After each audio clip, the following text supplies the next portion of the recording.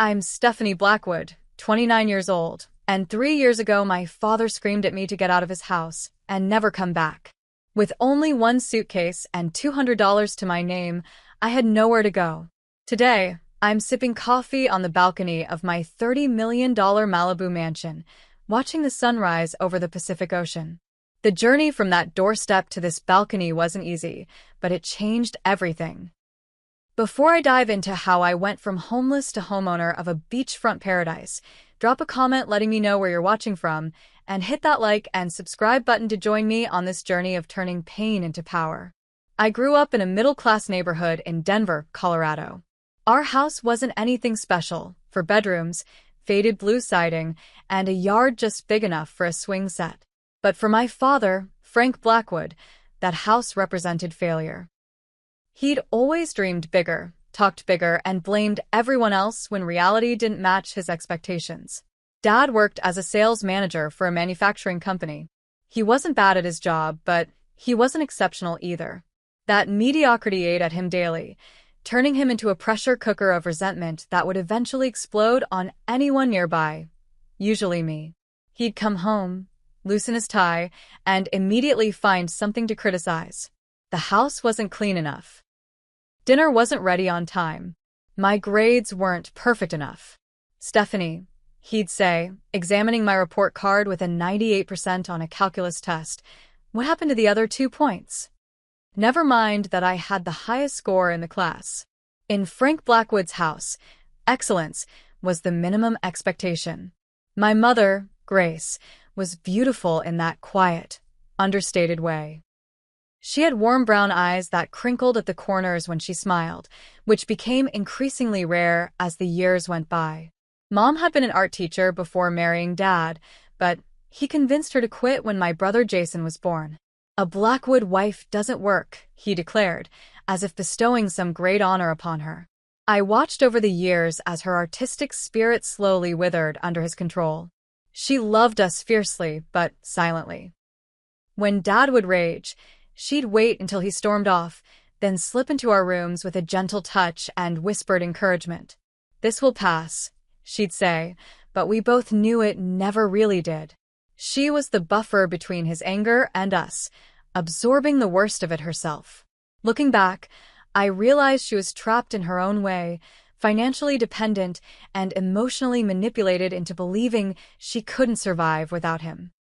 Then there was my brother Jason, 2 years older and the golden child. He played football, got decent grades, and most importantly, worshipped our father. He followed Dad's blueprint without question: business degree, corporate job, marrying his college girlfriend Heather before they'd even figured out who they were as individuals. Dad beamed with pride at everything Jason did, while finding fault with everything I pursued. I discovered computers when I was 12. My grandmother Lillian, Mom's mother, and the only person who ever stood up to my father, gave me a refurbished laptop for my birthday. Dad was furious, calling it a distraction from real studies, but Grandma Lillian held firm. "The girl has a mind of her own, Frank," she said during one of their tense standoffs in our living room. And thank God for that. That computer became my escape. While other kids my age were at the mall or watching TV, I was teaching myself to code. I started with simple HTML, building basic websites about things I loved, astronomy, mystery novels, even a fan page for my favorite band. Then I moved on to JavaScript, Python, and eventually app development. The logic of coding made sense to me in a way human emotions often didn't. There was a clarity to it: either your code worked or it didn't. No mind games, no shifting expectations. School came easily to me. I maintained a 4-point GPA without much effort, which somehow made my accomplishments worth less in my father's eyes. "Natural talent without hard work is wasted potential," he'd lecture, completely blind to the hours I spent hunched over my laptop, learning skills that would eventually make me millions. My 16th birthday stands out as particularly painful. I just completed my first real app, a simple tool that helped organize study notes and automatically generated flashcards from them. It wasn't revolutionary, but I'd built it from scratch, and a few hundred students at my high school were already using it. I was bursting with pride when I showed it to my family at dinner. "That's nice, honey," Mom said, genuinely impressed even though she didn't fully understand the technical achievement. Jason glanced at it for all of 2 seconds. Cool, I guess. Dad barely looked up from cutting his steak. Is this why your AP chemistry grade dropped to an A-? Before I could respond, the doorbell rang. It was a special delivery. Jason's regional football trophy had arrived. Dad immediately pushed back from the table, my app forgotten as he fawned over the trophy, taking photos of Jason holding it, calling relatives to brag. My birthday cake sat untouched until nearly midnight. That night, I made a silent promise to myself as I lay in bed, tears dried on my pillow. Someday, I would build something so successful that even Frank Blackwood couldn't dismiss it. I would prove my worth, not just to him, but to myself. I worked part-time jobs throughout high school, babysitting, tutoring younger kids in math and science, even building websites for local small businesses. Every dollar went into my savings account, my escape fund, as I privately called it. I knew college would be my ticket out, and while Dad had set up college funds for both Jason and me, I didn't want to rely on his money. Money in our house always came with strings attached. Grandma Lillian passed away during my senior year of high school. She left me $10,000 with a note that read, "Build something wonderful, Stephanie, and never let anyone clip your wings." My father suggested I invested in a safe CD or put it toward practical college expenses. Instead, I kept it untouched in a separate account, seed money for my future dreams that were still taking shape. By the time I graduated high school as valedictorian, I had nearly $20,000 saved, my inheritance from Grandma, and everything I'd earned myself. I had one foot out the door, ready to start the next chapter far away from Frank Blackwood's crushing expectations and conditional love. What I didn't know then was how completely that door would eventually close behind me. When my acceptance letter from UCLA arrived, offering a substantial scholarship for computer science, I felt like I could finally breathe. Los Angeles was over 1,000 miles from Denver, far enough that I could create my own identity away from my father's shadow. Dad, predictably, was disappointed with my choice. Computer science? He scoffed, waving the acceptance letter like it was a parking ticket. Blackwoods are business leaders, not tech support. Northwestern accepted you for business. That's where you should go. I don't want to study business, I replied, summoning courage from somewhere deep inside. I want to build things. His face hardened into that familiar mask of disapproval. You're making a mistake. But it's your future you're ruining, not mine. Those words followed me to California, an unwelcome companion to my fresh start. Despite the substantial scholarship, college was still expensive. My savings helped, but I needed to work throughout my time at UCLA to make ends meet. I took a job at the campus IT help desk and picked up freelance web design projects whenever I could. The schedule was brutal, classes all day, work until late evening, then studying and coding projects until the early morning hours. My roommate freshman year, Tara Mitchell, quickly became my closest friend. She was studying digital marketing and had a vibrant personality that balanced my more analytical nature. Tara grew up in San Francisco with parents who owned a successful restaurant chain. Unlike me, she had unwavering family support, both emotional and financial. "Your dad said what?" she gasped one night after I recounted a particularly discouraging phone call home. "That's not tough love, Steph. That's just being a jerk." Hearing someone else call out my father's behavior was oddly validating. In Denver, everyone thought Frank Blackwood was a pillar of the community, successful, charitable, involved in local politics. No one saw what happened behind closed doors. By sophomore year, Tara and I were inseparable. We moved off campus to a tiny apartment with mismatched furniture and questionable plumbing, but it was ours. One night, over cheap wine and takeout Chinese food, we hatched the idea for our first business venture, an app that would help college students find last-minute deals at local restaurants. "Think about it," Tara said, gesturing with her chopsticks. "Restaurants have slow nights and excess food. Students are always broke and hungry. We connect them. Food saver," I suggested, the concept already taking shape in my mind. We could use geolocation to show deals nearby, and restaurants could post in real time when they need to move inventory. For the next 6 months, we poured every spare minute into developing FoodSaver. I handled the technical side, coding between classes and during slow periods at work. Tara built relationships with local restaurant owners, convincing them to try our platform once it launched. We were fueled by ramen noodles, caffeine, and the intoxicating belief that we were building something that mattered. The Thanksgiving break of junior year, I flew home to Denver with a working prototype of FoodSaver to show my family. I'd practiced my pitch during the entire flight, imagining, foolishly, that my father might finally see my potential. The dinner started pleasantly enough. Mom had prepared all the traditional dishes, and even Jason seemed in good spirits, sharing stories about his new job at an investment firm. When conversation lulled, I pulled out my phone. "I've been working on something I'd like to show you all," I said, opening the FoodSaver beta. It's an app that connects restaurants with excess inventory to budget-conscious consumers. Mom leaned forward with interest. "That sounds clever, honey." I walked them through the user interface, explaining how both businesses and customers would benefit. Jason asked a few surface-level questions about the business model. And then my father cleared his throat. "So it's a glorified coupon app," he said flatly. "It's more than that," I started to explain. "It's about reducing food waste while—" "Stephanie," he interrupted, "do you know how many apps launch every day? Thousands. And most fail within months. This is exactly why I wanted you in business school. You have no understanding of market realities." I felt my face flush hot with humiliation. "We've already signed up 20 restaurants near campus for the pilot. Small, failing restaurants desperate for any business," he countered. "Frank," my mother interjected softly, "I think it sounds promising." He ignored her. "When this little project inevitably fails, maybe you'll finally get serious about your future." I didn't touch my pumpkin pie that night. The next morning, I changed my flight and returned to California early, vowing not to share my entrepreneurial efforts with my family again until I had undeniable success to report. Back at UCLA, I threw myself into my studies with renewed determination.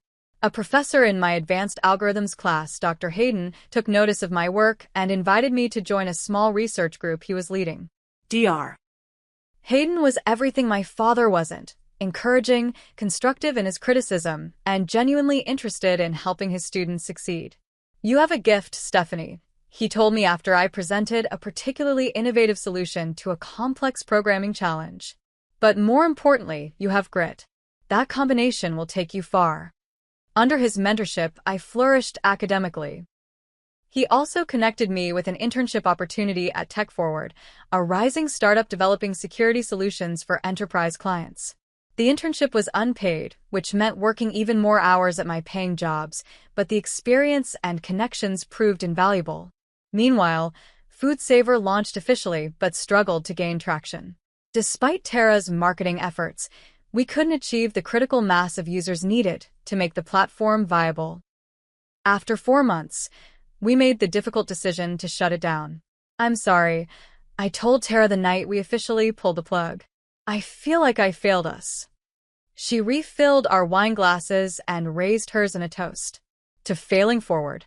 "We learned more from this than any class, and next time, we'll be smarter." Her resilience was infectious, and instead of feeling defeated, I started mentally cataloging the lessons. We'd built features users didn't need. Our onboarding process was too complicated. We hadn't considered the restaurant staff's technical limitations. Every mistake was a data point for future success. Senior year arrived quickly. I graduated with highest honors in computer science, with a minor in business administration, a small concession to my father's insistence on practical education. Dr. Hayden helped me secure several promising job interviews, and I had offers from 3 tech companies before graduation day. My mother flew out for the ceremony. My father and Jason couldn't make it, or rather, chose not to. Dad claimed an important business conference, though social media later revealed he'd been golfing that weekend. His absence stung but no longer surprised me. "He is proud of you," Mom insisted as we shared a celebratory dinner afterward. "He just doesn't know how to show it." I nodded, not wanting to argue. But I'd stopped believing that particular fairy tale long ago. The recession hit shortly after graduation. 2 of my job offers were rescinded as companies implemented hiring freezes. The third offered a significantly reduced salary that wouldn't cover living expenses in Los Angeles. With my savings dwindling and student loans looming, I made the difficult decision to temporarily move back to Denver while regrouping. "It's just for a few months," I assured Tara as we hugged goodbye. "Just until the economy stabilizes." "Promise you won't let your dad crush your spirit," she replied, knowing exactly what I was walking back into. Promise. This time, I'm going on my terms. I couldn't have known then how drastically those terms would change, or that my next exit from my father's house would be permanent. Moving back into my childhood bedroom at 22 felt like failure, despite the economic realities that made it necessary. I took a job at a local tech company, several rungs below the positions I'd been offered before the recession, but it paid the bills and kept my skills sharp. Every evening after work, I continued developing my own projects, determined that this setback would be temporary. Dad implemented house rules. Within days of my return, curfew, chore assignments, mandatory family dinners. It was as if he was trying to reset our relationship to when I was 16, erasing my college degree and adult status. I bit my tongue and complied, reminding myself that every saved dollar meant freedom coming sooner. The tension built slowly over months. Dad would make subtle digs about my career choices during dinner. I'd respond with calm facts about the tech industry's growth potential. Mom would anxiously change the subject. Jason, who visited regularly with his wife Heather, would smirk silently at the familiar dynamic. "Technology is a bubble," Dad declared one Sunday dinner. "All these app companies with billion-dollar valuations and not a penny in profit. It's not sustainable." "Actually," I countered, unable to help myself, "tech showed the strongest recovery after the recession. The company I'm working for just posted record quarterly profits." He waved dismissively. "You're answering support calls. Hardly the cutting edge." "For now," I said. "I'm also developing my own security application. I have meetings with 2 potential investors next month." His eyebrows raised slightly, the closest he ever came to showing interest in my work. "What kind of security application?" For a moment, I felt a flicker of hope. Maybe this time would be different. I explained my concept. A user-friendly encryption system for small businesses that couldn't afford enterprise-level security solutions, but handled sensitive customer data. "Sounds complicated," he said finally. "Most small business owners can barely use email. They won't understand the value." "That's exactly the problem I'm solving," I pressed. "Making advanced security accessible to non-technical users." He shook his head.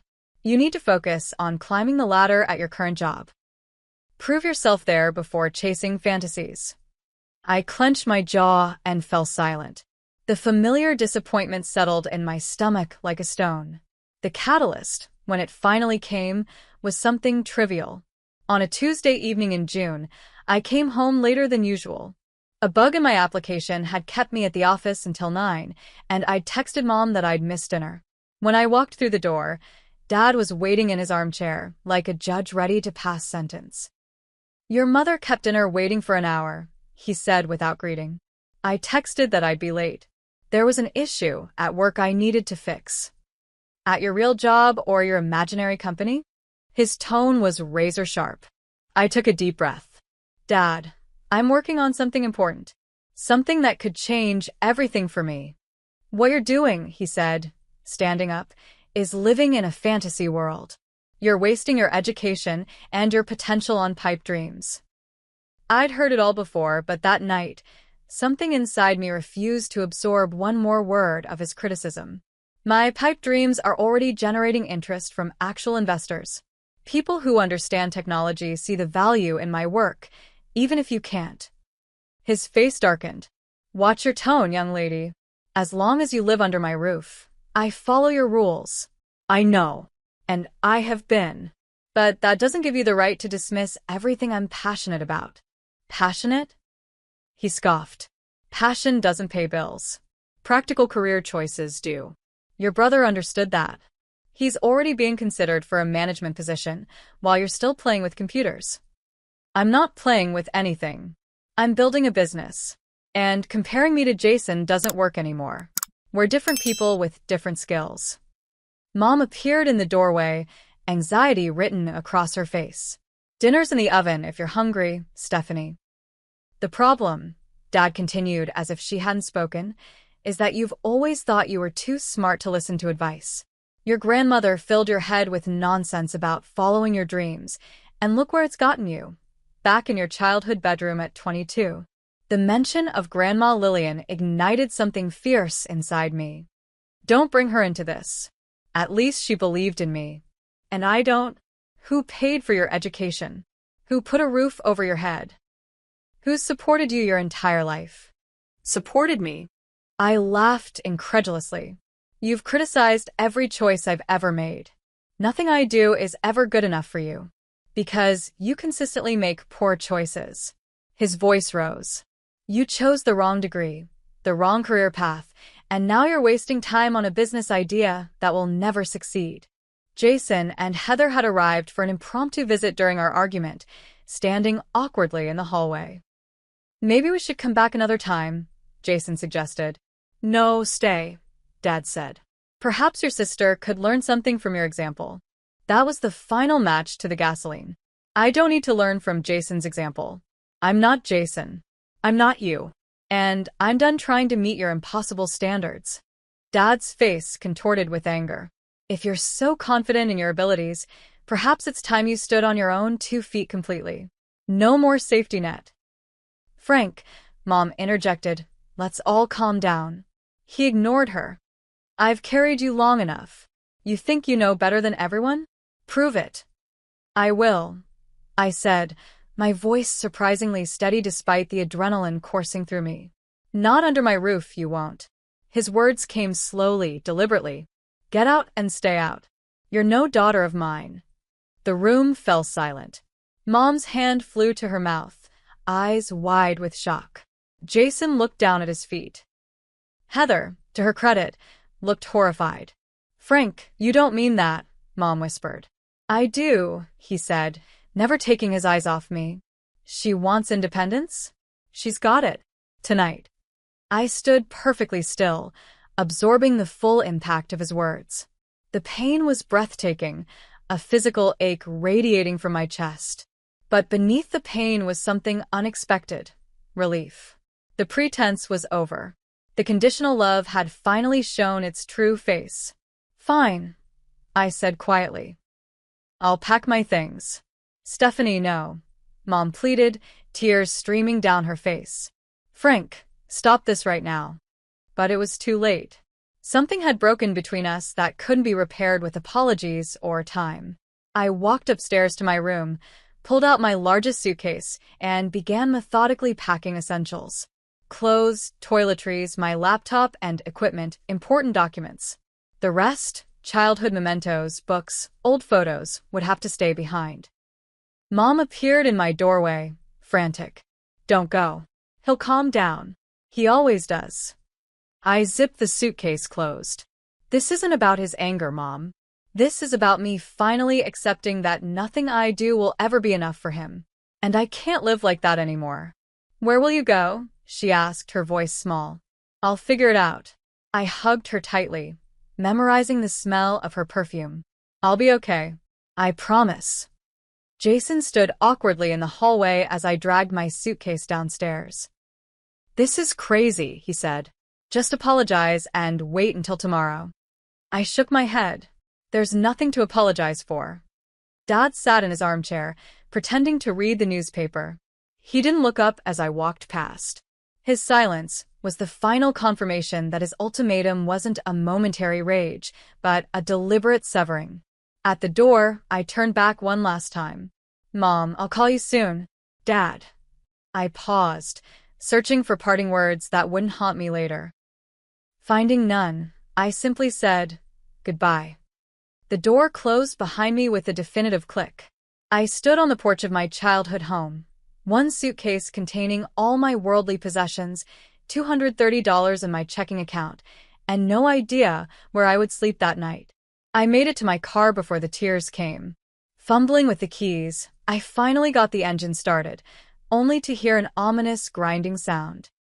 The check engine light that I'd been ignoring for weeks glowed ominously on the dashboard. I managed to drive 6 blocks before the car shuddered and died completely. Sitting in my dead car, on a darkening street, I laughed through my tears at the perfect storm of disaster my life had become. Then I pulled out my phone and called the one person I knew would answer. Tara? It's Stephanie. I need help. The first few nights after being kicked out remain a blur in my memory. Tara immediately sent me money for a plane ticket to Los Angeles, but with my car broken down, I had to spend the first night in a cheap motel near the Denver airport. I remember sitting on the edge of the sagging mattress, under the harsh fluorescent light, taking inventory of my new reality. I had my laptop closed for about a week, my professional documents, and after the plane ticket purchase, just over $100 to my name. My car, still sitting abandoned 6 blocks from my parents' house, wasn't worth fixing. My apartment lease in Los Angeles had long since expired. I had student loans coming due and no permanent address. The magnitude of starting completely over at 22 was overwhelming. I allowed myself exactly 1 hour of panic and tears that night.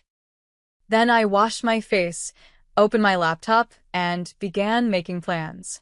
By the time I landed in Los Angeles the next day, I had sent out 15 job applications, emailed Dr. Hayden about potential opportunities, and researched the cheapest short-term housing options in the city.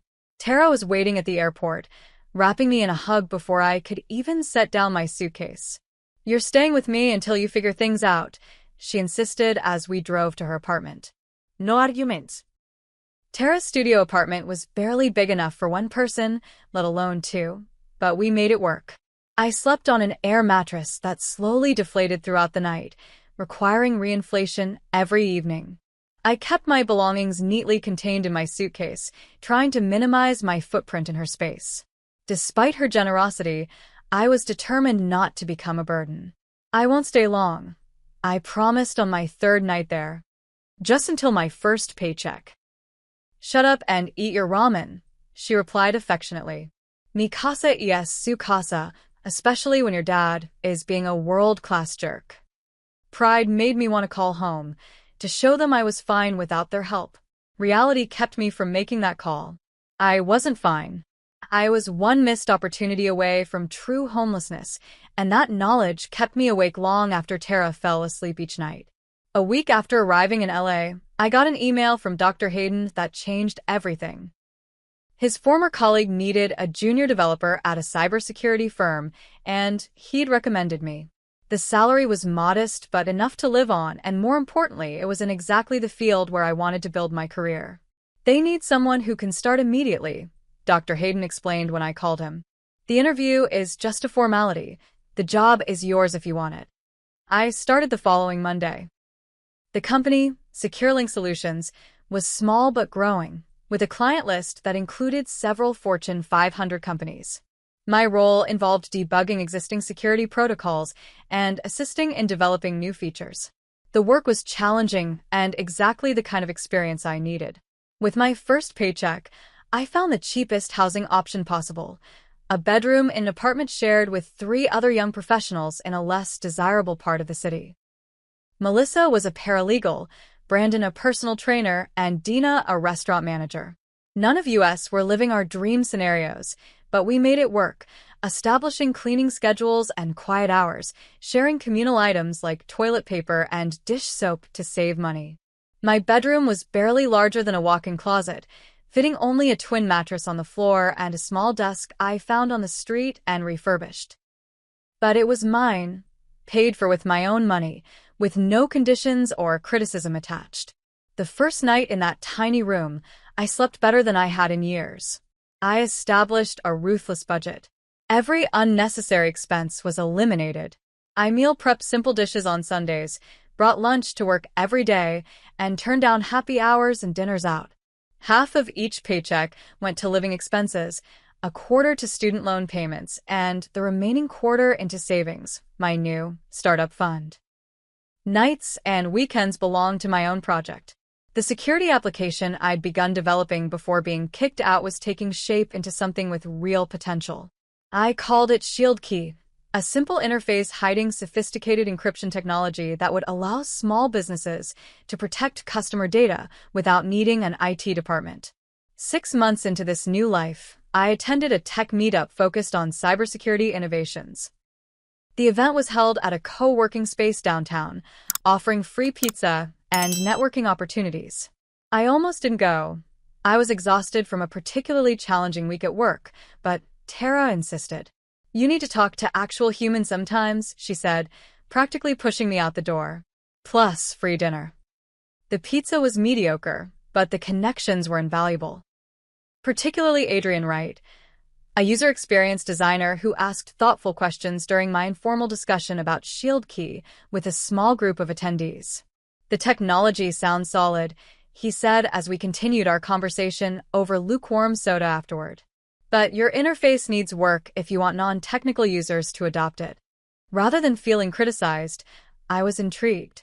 "What would you suggest?" Adrian pulled out his tablet and quickly sketched a simplified version of my current interface. Something like this. Fewer options visible up front. Progressive disclosure of features as users need them. Looking at his design, I immediately saw how much clearer it was than my developer-centric approach. "That's actually brilliant." He grinned. "Security people focus on functionality first, which makes sense. But users focus on usability. Combine both, and you've got something special." We exchanged contact information and over the next few weeks, met several times to discuss ShieldKey. Adrian's expertise in user experience perfectly complemented my technical knowledge. He understood how to make complex technology approachable, exactly what my target market of small business owners needed. "We should partner on this," I suggested one evening as we worked at a coffee shop near my apartment. "Your UX skills plus my security expertise. 50-50 split." Adrian considered it for all of 5 seconds. "I'm in. But we need funding to do this right." The search for investors became our shared mission. We refined our business plan, created a compelling pitch deck, and practiced our presentation until we could deliver it in our sleep. Then we started reaching out to everyone who might be interested: angel investors, small venture capital firms, business incubators. The rejections piled up quickly. "Too early stage. Market too niche. Come back when you have users." Each no was discouraging, but we kept refining our approach, learning from the questions and concerns raised in each meeting. Our breakthrough came 9 months after my father had kicked me out. A small angel investor named Patricia Lawson, who specialized in cybersecurity startups, agreed to meet us. Patricia had built and sold 2 successful security companies and understood both the technical challenges and market opportunity of what we were proposing. "Most security products are built for enterprises with dedicated IT teams," she said during our meeting. "Small businesses are left vulnerable because existing solutions are too complex and expensive. You're addressing a real gap." After 3 follow-up meetings and extensive due diligence, Patricia offered us $150,000 in seed funding in exchange for a 15% equity stake. It wasn't a fortune, but it was enough to turn ShieldKey from a side project into a real company. The night after signing the investment agreement, I sat on the floor of my tiny bedroom, back against the wall, overwhelmed by how far I'd come in less than a year. From homeless to funded founder. From rejected daughter to emerging entrepreneur. I called my mother for the first time since leaving Denver. "Stephanie." Her voice was cautious, as if she couldn't quite believe it was me. "Are you okay? Where are you?" "I've in la, Mom." "And I'm more than okay." I told her about SecureLink, about ShieldKey, about the investment. She listened quietly, occasionally making small sounds of surprise or approval. "That's wonderful, honey," she said when I finished. "I always knew you would do something special." "Is Dad there?" I asked, hating how small my voice sounded. Her hesitation told me everything. "He's still processing things." "Give him time." I swallowed my disappointment. "Tell him about the investment if you want. Or don't. It doesn't matter anymore." But it did matter. Despite everything, some childish part of me still wanted his approval. Still wanted him to say he had been wrong about me. I just wasn't willing to sacrifice my self-respect to get it anymore. With funding secured, Adrian and I took the leap. We both quit our jobs to focus on Shield Key full-time. We rented a small office in a startup incubator space, hired a part-time developer to help accelerate our build, and began courting our first beta customers. The next 18 months were the most intense of my life. 16-hour days were the norm. I moved to an even cheaper apartment to stretch our runway. I learned about sales, marketing, accounting, human resources, all the aspects of business my father had claimed I was ignoring. Every decision, every dollar spent, was scrutinized. The pressure was immense, but unlike the pressure from my father, this was pressure with purpose. We were building something real. Our beta launch with 15 small businesses went surprisingly well. The feedback was positive, with users particularly praising the intuitive interface Adrian had designed. We fixed bugs, enhanced features, and prepared for a wider release. Patricia introduced us to her network of security professionals and potential clients. Slowly, our user base grew. By the 18-month mark, we had over 300 paying customers, still small, but growing steadily and generating enough revenue to extend our runway. Then came the moment that changed everything. A well-known tech blogger with a focus on cybersecurity reviewed Shield Key, calling it the security solution small businesses have been waiting for and impressively sophisticated technology hidden behind an interface my grandmother could use. The article was picked up by larger tech publications, and suddenly our growth curve wasn't linear anymore. It was exponential. Within 2 months of that review, we had over 2,000 customers and were generating enough revenue to hire 3 more employees. 6 months later, we hit 10,000 customers and moved to larger offices. Adrian and I were no longer doing everything ourselves. We had a team of 15 passionate people helping build our vision. 1 year after the review, we reached a milestone I had only dreamed about: $1 million in annual recurring revenue. Shield Key had transcended from struggling startup to viable business, and the industry was taking notice. The first acquisition offer came on a Tuesday morning. I was in the middle of a team meeting when my phone buzzed with an email from the VP of Business Development at Data Fortress, one of the largest enterprise security companies in the world. They wanted to discuss potential strategic opportunities. I showed the email to Adrian after the meeting, trying to contain my excitement. This could be nothing, right? Maybe they just want to partner on something. Adrian's eyebrows shot up. Or they want to buy us. Data Fortress doesn't partner with companies our size. They acquire them. The meeting was scheduled for the following week at their headquarters in San Francisco. Adrian and I spent every spare moment preparing, researching their recent acquisitions, analyzing their product gaps that Shield Key might fill, and debating what our company might be worth to them. The Data Fortress offices were everything our startup space wasn't: sleek, modern, with floor-to-ceiling windows offering panoramic views of the bay. We were escorted to a conference room where 4 executives in perfectly tailored suits waited. "We've been watching Shield Key with interest," their VP began after brief introductions. "Your penetration in the small business market is impressive. We've struggled to reach that segment effectively." What followed was 2 hours of detailed discussion about our technology, customer base, and team. They asked pointed questions about our growth projections and competitive landscape. We answered honestly but strategically, highlighting our strengths without revealing all our future plans. Finally, the CEO joined us. Martin Green was known for building Data Fortress from a small security consulting firm into a publicly traded company worth billions. He didn't waste time on small talk.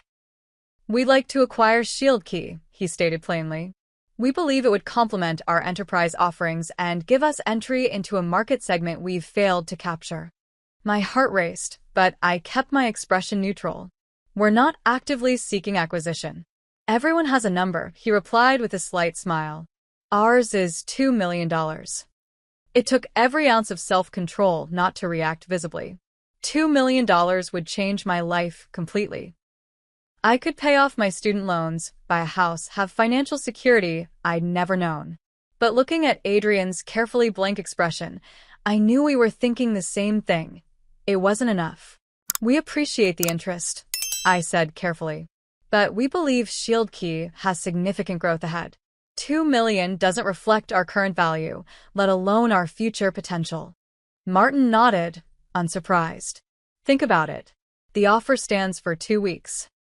On the flight back to Los Angeles, Adrian and I dissected every moment of the meeting. 2 million is insulting, he said.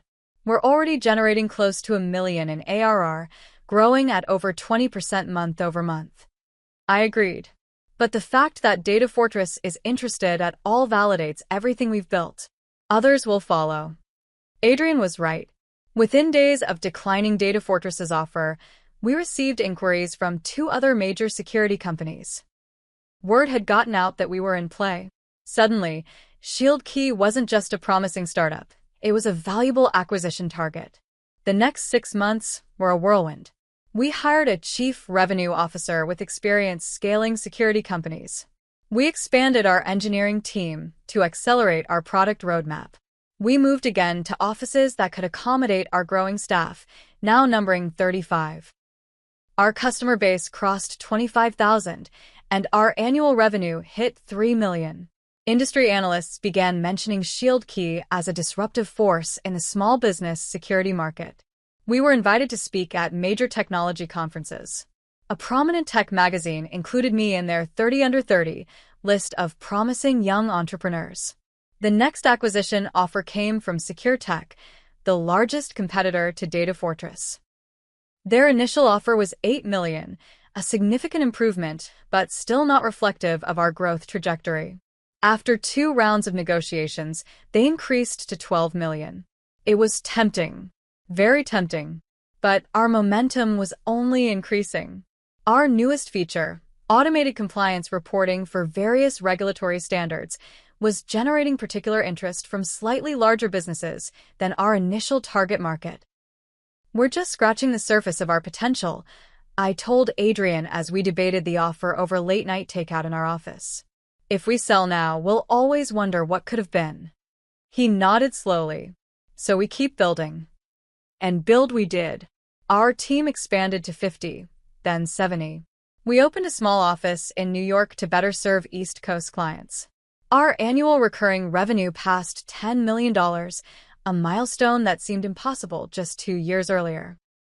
The tech press began running profiles of our company, often focusing on my personal journey from college graduate to successful founder. I gave interviews selectively, always redirecting attention to our product and team rather than my backstory. I never mentioned being kicked out by my father or the hardships of those early months. That pain was still too personal to share publicly. 3 years after being thrown out of my childhood home, I received an email that changed everything again. The subject line was simple: acquisition discussion. Privacy Guard. Privacy Guard was the undisputed giant in our industry, a publicly traded company with over $5 billion in annual revenue and the most respected name in data security. Their CEO wanted to meet personally. The meeting took place at their headquarters in Silicon Valley. Unlike the Data Fortress meeting, this one started with the CEO himself, James Wilson, a legendary figure in tech who had built Privacy Guard from startup to industry leader.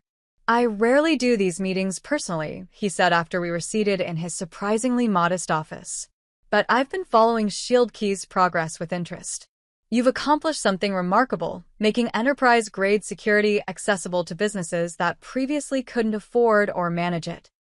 We spent the first hour discussing not financials but vision, where we saw ShieldKey evolving, how we thought about the future of security for small businesses, what challenges we found most pressing in the industry. Our philosophies align, James said finally. Which brings me to why I asked for this meeting. We want to acquire ShieldKey and make it Privacy Guard's small business division. You and Adrian would join our executive team, leading this division with significantly more resources than you currently have. I glanced at Adrian before asking, "What are you thinking in terms of valuation?" James didn't hesitate. $75 million. 60 in cash, 15 in Privacy Guard stock with a 3-year vesting schedule for you and Adrian. The number hit me like a physical force. $75 million. After investor dilution and splitting with Adrian, I would walk away with over 30 million. From homeless to multimillionaire in 3 years. We need time to consider, I managed to say, my voice steadier than I felt. Of course. Take a week. But know that this isn't just about the money for us. We believe Shield Key fills a crucial gap in our product lineup, and your team's expertise would be invaluable as we expand in this market. The flight back to Los Angeles was quiet, both Adrian and I lost in our thoughts. The magnitude of the offer was difficult to process. We'd built Shield Key from nothing into something valued at $75 million.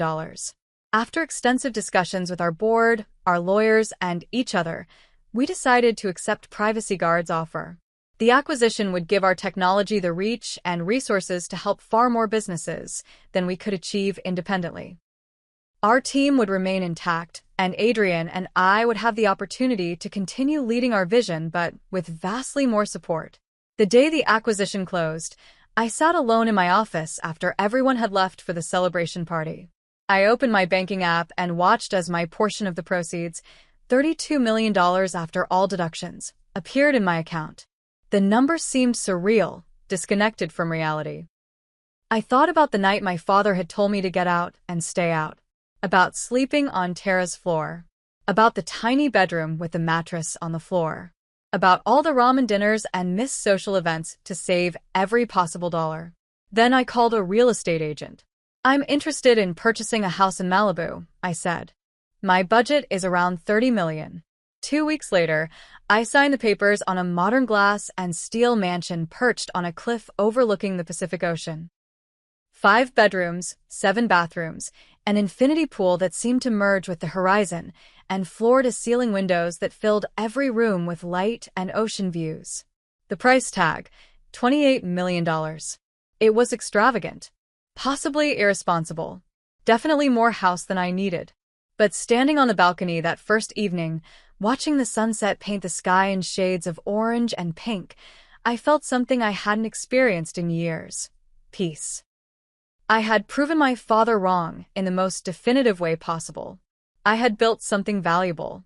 I had succeeded on my own terms. And now I had a home where no one could ever tell me to leave. The first month in my Malibu mansion felt like living in a dream. I would wake up each morning to sunlight streaming through floor-to-ceiling windows, the endless blue of the Pacific Ocean stretching to the horizon. The house was almost comically large for one person. My footsteps echoed in empty rooms filled with hastily purchased furniture that still felt more like a staged home than a lived-in space.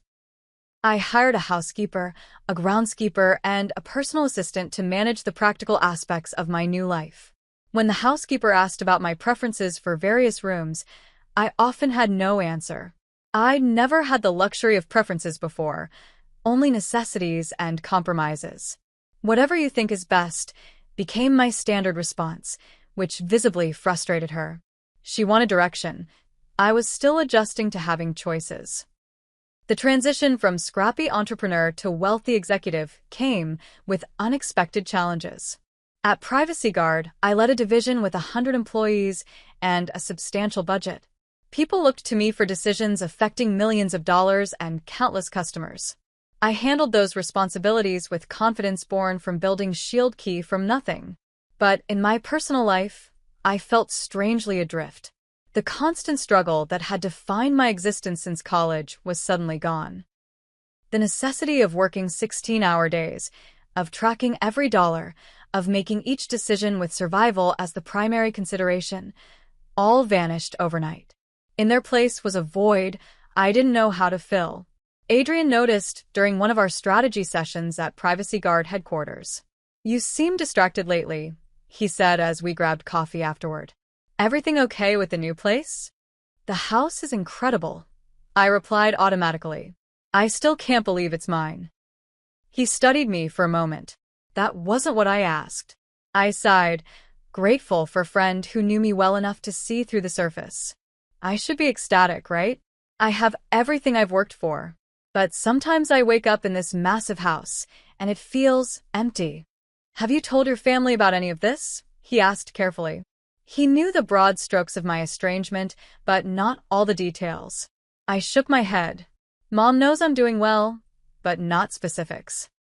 I haven't spoken to my father since the night he kicked me out. Maybe it's time? Not for his sake, but for yours. His suggestion lingered in my mind for weeks. I'd maintained minimal contact with my mother through occasional phone calls, always brief and focused on surface-level updates.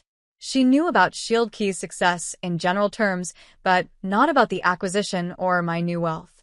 I'd asked her not to share even those limited details with my father, though I suspected she had.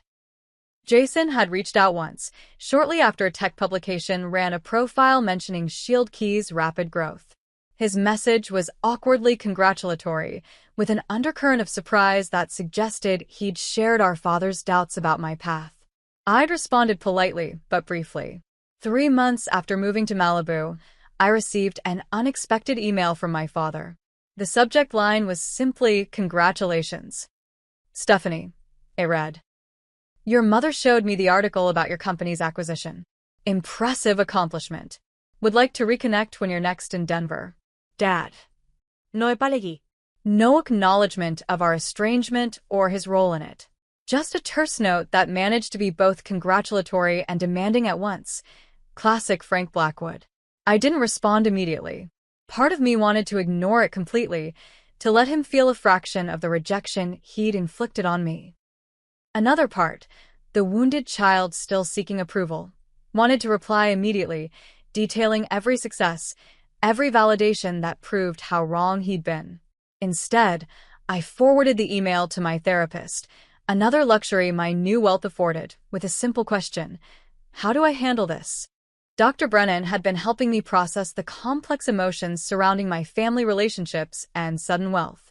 Her response was thoughtful. Consider what you want from any potential reconnection. Closure? Reconciliation? Vindication? Be clear about your objectives before deciding. What did I want? The question consumed me for days. Revenge felt petty. Complete reconciliation seemed impossible given my father's personality. Perhaps closure was the most realistic goal, a chance to redefine our relationship on more adult terms now that I was no longer financially or emotionally dependent on his approval. After careful consideration, I replied, "Thank you for the congratulations. I'll be in Denver next month for a conference and could meet for dinner. Please let me know if that works for your schedule." The dinner was arranged at an upscale restaurant downtown, neutral territory. I flew to Denver a day early to prepare mentally, checking into a luxury hotel rather than staying at my childhood home. The message was subtle but clear. I was a visitor now, not a daughter seeking readmission to the family. Seeing my parents again after 3 years was jarring. Dad looked older, his hair now completely gray, his posture slightly stooped. Mom seemed smaller somehow, her smile anxious as she hugged me tightly in the restaurant lobby. Jason and Heather joined us, adding to the family reunion atmosphere that felt both familiar and utterly foreign.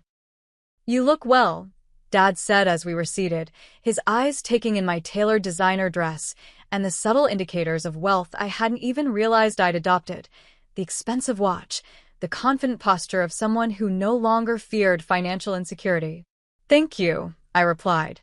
"Work keeps me busy, but I enjoy it." The conversation that followed was a masterclass in emotional avoidance. We discussed safe topics: the restaurant's menu, Denver's changing skyline, Jason's recent promotion. No one mentioned the night I'd left or the years of silence that followed. Until dessert, when Dad cleared his throat and adopted the authoritative tone I remembered from childhood lectures. "Your company's acquisition was quite an achievement. $75 million, according to the business press." I nodded, maintaining eye contact. Yes. Shield Key grew faster than even we anticipated. "I always knew you had that kind of drive," he continued, as if rewriting history. "Gets it from me, I suppose. That determination to succeed no matter what." Mom shifted uncomfortably. Jason suddenly became very interested in his cheesecake. Heather looked between us with wide eyes. The old Stephanie would have let it pass, would have accepted this reframing to keep the peace. But I wasn't that person anymore. "Actually," I said calmly, "I succeeded despite being told repeatedly that I would fail, that my ideas weren't practical." that I was wasting my potential.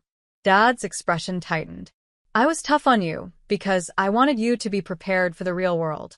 Looks like it worked. Is that how you remember it? I asked, my voice steady. Because I remember being told to get out and stay out. I remember having nowhere to go and almost nothing to my name. I remember building my company without a safety net because you removed it. The table fell silent. Mom's eyes filled with tears. Jason stared at his plate. That was an unfortunate misunderstanding, Dad said stiffly. I never intended. It wasn't a misunderstanding, I interrupted. It was a defining moment. And while I don't thank you for it, I acknowledge that it forced me to rely completely on myself. So, in a way, you were right. I did learn from your example. I learned exactly what kind of parent, what kind of person I never want to be. I placed my napkin on the table and stood. Thank you for dinner. Mom, I'll call you tomorrow. I think I need some air. Outside the restaurant, the cool Denver evening helped calm my racing heart. I hadn't planned to be so direct, but hearing him attempt to co-opt my success as validation of his parenting had triggered something primal. My phone buzzed with a text from Jason. That took guts. He needed to hear it. Call me tomorrow? Unexpected tears pricked my eyes. Perhaps I wasn't as alone in my perspective as I'd thought. Back in Malibu, the confrontation with my father triggered a cascade of emotional aftershocks. I experienced my first panic attack in my palatial living room, gasping for breath on a couch that cost more than my entire first year's salary at SecureLink. The irony wasn't lost on me, having everything I'd worked for and still feeling like I was drowning. Dr. Brennan helped me recognize that financial success, while validating, hadn't healed the deeper wounds of conditional love and rejection. Your father's approval was the currency you sought your entire life, she explained. Now you have literal currency beyond imagination, but that emotional currency is still missing. It creates a cognitive dissonance. The healing process wasn't linear. There were days when the emptiness of my beautiful house felt overwhelming. Other days when the view of the ocean filled me with genuine peace and gratitude. Gradually, I began to make the space truly mine, replacing generic furnishings with pieces that reflected my personal taste, converting one of the unused bedrooms into a home office where I could work on new ideas. I established the Blackwood Foundation, focused on supporting young women in technology with mentorship and seed funding. The foundation gave purpose to my wealth beyond personal comfort, allowing me to create the support system I wished I'd had during those early struggling days. 6 months after the Denver dinner, my mother visited Malibu alone. Seeing her reaction to my home, the genuine happiness in her eyes as she explored each room, helped me see my success through a different lens. Not as vindication against my father, but as an achievement worth celebrating for its own sake. I always believed in you, she said as we sat on the terrace watching the sunset. Even when I didn't stand up to your father the way I should have. I hope you know that. I know, Mom, I replied, and was surprised to realize I meant it. Her failings as a protector didn't negate her love, complicated as it was by her own limitations. She stayed for a week, longer than we'd spent together since I left for college.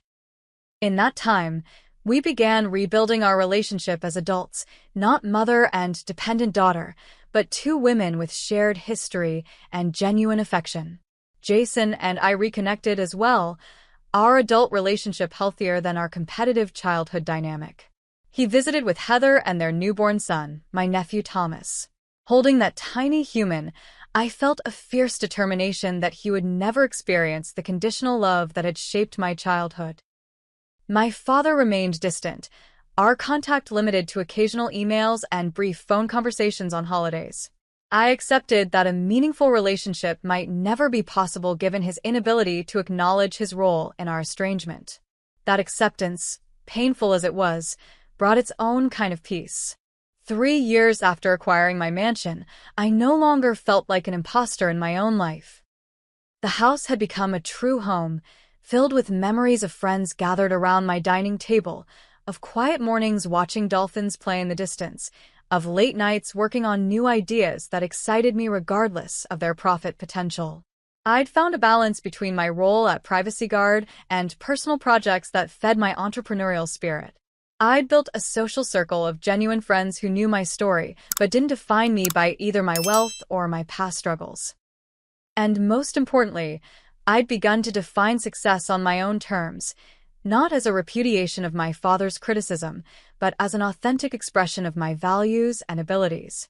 One morning, as I stood on my balcony watching the sunrise, I remembered something Grandma Lillian had told me long ago.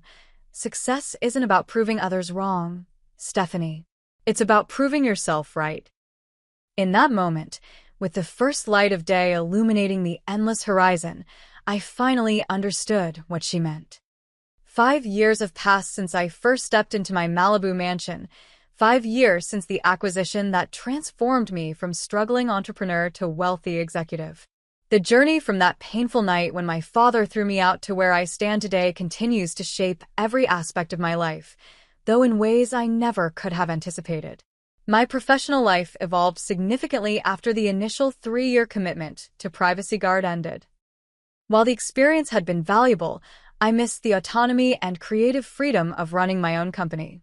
With the financial security to take risks, I launched a new startup focused on educational technology, creating affordable, accessible cybersecurity training for schools and nonprofits.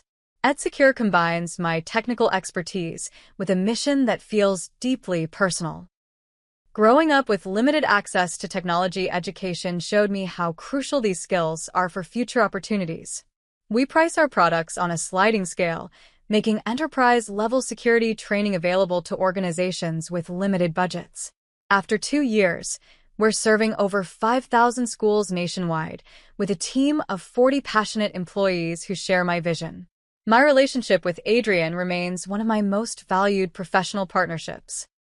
Though we went separate ways after Privacy Guard, he launched a successful UX design consultancy. We still meet monthly to bounce ideas off each other and provide honest feedback. His perspective helped shape EdSecure's user-friendly interface, making complex security concepts accessible to non-technical educators. Personally, the most unexpected change came in the form of Michael Chen, who I met at a technology education conference in San Francisco. As the founder of a nonprofit focusing on bringing STEM education to underserved communities, his passion and integrity impressed me immediately.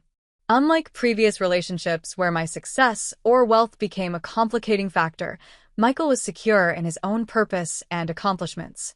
Our relationship developed slowly, friendship first, then deeper connection. He was the first person I brought home who made my massive house feel appropriately sized, filling it with laughter and warmth. After 2 years together, he moved in, bringing his collection of vintage science fiction novels and habit of making elaborate Sunday breakfasts that we eat on the terrace, regardless of weather.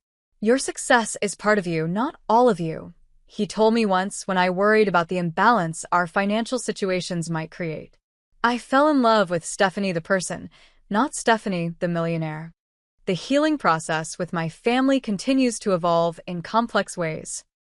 My mother and I have built a new relationship based on mutual respect rather than the dysfunctional dynamics of my childhood. She visits frequently, has developed a close bond with Michael, and has even begun painting again, her passion that was sidelined during her marriage. Watching her reclaim her creativity in her 60s has been one of my greatest joys. Jason and I have grown surprisingly close. The competitive dynamic our father fostered between us dissolved once we were both free to define success on our own terms. He eventually left the investment firm where he'd been following our father's prescribed path and started a sustainable construction company that better aligned with his personal values. Our conversations now are supportive rather than comparative, focused on helping each other thrive rather than measuring who's ahead. My father remains the most complicated relationship in my life. After several strained attempts at reconciliation, we settled into a distant but civil connection. He's never apologized for kicking me out. I've accepted he likely never will, but he has made small gestures of acknowledgement. A clipping of an article about EdSecure sent by mail. An email congratulating me on an industry award. Brief, surface-level interactions that acknowledge my existence without breaching the emotional walls between us. Last Christmas, I invited my entire family to Malibu, my first time hosting a family holiday. Dad accepted, which surprised everyone, including himself perhaps. The visit was awkward at times, but also revealed glimpses of the man beyond the stern patriarch I'd grown up with.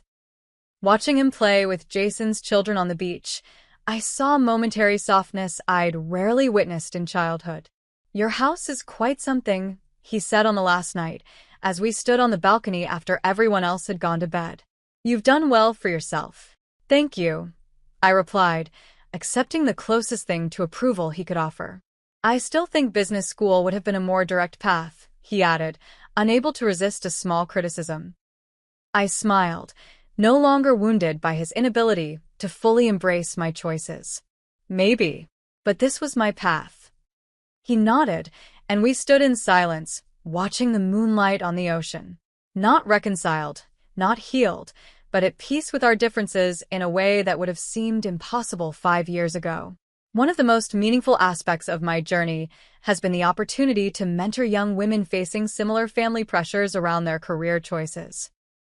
Through the Blackwood Foundation, I've worked with dozens of aspiring female entrepreneurs, providing not just funding but the emotional support and validation I lacked at their stage. Lily Ramirez, our first grant recipient, recently sold her healthcare application to a major medical technology company. At the celebration dinner, she raised a toast that brought tears to my eyes. To Stephanie, who believed in me when my own family said tech wasn't for girls from East LA. "You didn't just fund my company, you showed me what was possible by living it yourself." Her words crystallized something I've come to understand. Our greatest impact often comes not from our direct achievements, but from how they create possibility in others' minds. Last month, I visited Grandma Lillian's grave in Denver for the first time since her funeral. I brought yellow roses, her favorite, and sat beside the simple headstone for over an hour. I told her about the mansion, about EdSecure, about Michael, and the foundation. I thanked her for the computer that started everything, but more importantly, for being the one person who saw me clearly when I couldn't yet see myself. "You were right," I whispered before leaving. "I did build something wonderful." The lessons of my journey continue to reveal themselves daily. I've learned that resilience isn't just about surviving hardship, but about maintaining your core self through both struggle and success. That true wealth isn't measured in square footage or bank balances, but in relationships that celebrate your authentic self. That sometimes the people who should love you most fail spectacularly, and that's about their limitations, not your worthiness. Most importantly, I've learned that being told to get out and stay out, while devastating in the moment, forced me to find my own path in ways that comfort never would have. The mansion isn't a victory over my father's rejection. It's a testament to the strength I found when that rejection pushed me to rely completely on myself. The view from my terrace still takes my breath away, especially at sunrise when the entire ocean seems illuminated from within.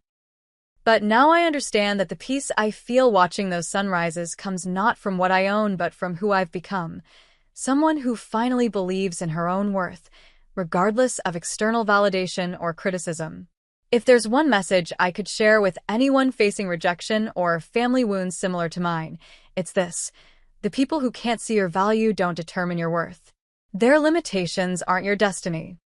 The path forward may be harder without their support, but the strength you'll develop by relying on yourself will carry you further than their approval ever could. Life will always contain both pain and beauty. True resilience isn't avoiding the pain, it's learning to build a meaningful life that encompasses both, using even the deepest hurts as foundation stones for something authentic and purposeful. Have you ever experienced a rejection that ultimately pushed you towards something better? Or found strength in yourself that you didn't know existed until circumstances forced you to find it? Share your story in the comments below. Our collective journeys of resilience can inspire others who might be in that painful, kicked-out stage right now. Don't forget to like this video, subscribe to my channel for more stories of transformation, and share with someone who might need to hear that their current struggles could be the foundation of future strength. Thank you for listening to my story, and remember, sometimes the door that closes behind you is opening the way to a view you never imagined possible.